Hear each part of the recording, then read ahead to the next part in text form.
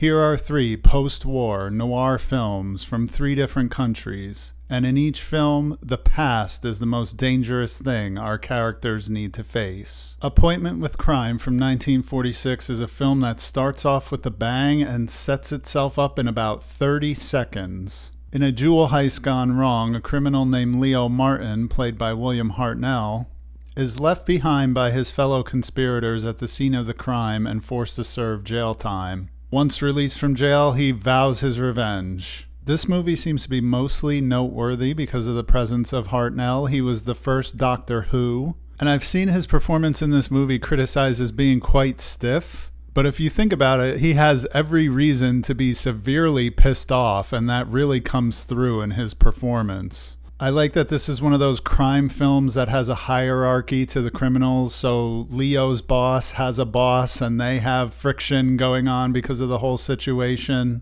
And I love that they were all able to blackmail and backstab each other in true noir fashion.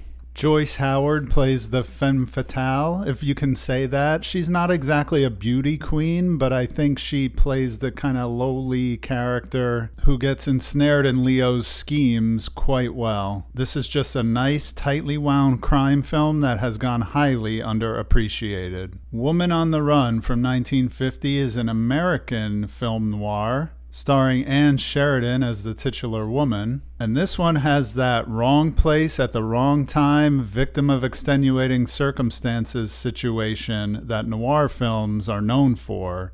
Despite the title, it's actually Sheridan's husband who is on the run throughout the film, and she is trying to find him. What's wonderful about this film is they didn't have the best marriage to begin with, so she has this passive attitude and a very low sense of urgency to the whole thing. Her husband has witnessed a murder and is the only person who can identify the shooter, so he flees from the shooter and the police, who are both trying to find him. Sheridan is great in this, and like I said, she takes the whole situation very casually, which adds a layer of comedy in a way. We also have their dog, Rembrandt, who is a main character of the story, and the police detective and the reporter who are following her around as she tries to track her husband's whereabouts. This movie was positively excellent.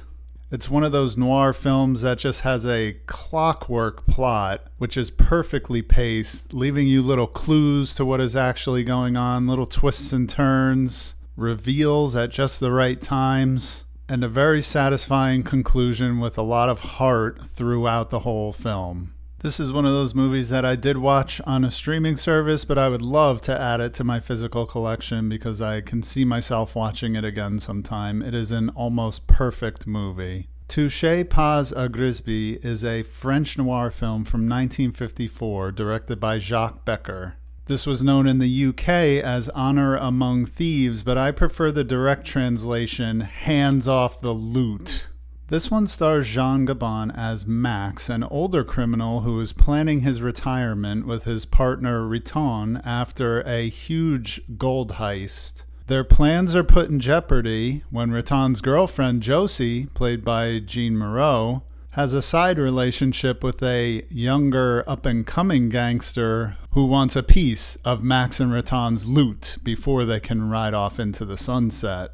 This film plays out way different than the first 2 I talked about. It is more languid and liquid in how the plot plays out. It's not one of those tightly wound plots where the pieces fall into place like clockwork, but the misdirects and backstabbing and revelations are all there. And this also has the meta aspect of being a later noir film where our main characters are kind of getting on in age and want to exit the criminal lifestyle. It was cool to see Jeanne Moreau in an earlier role. I loved The Bride Wore Black, and I definitely am looking forward to seeing more of her movies.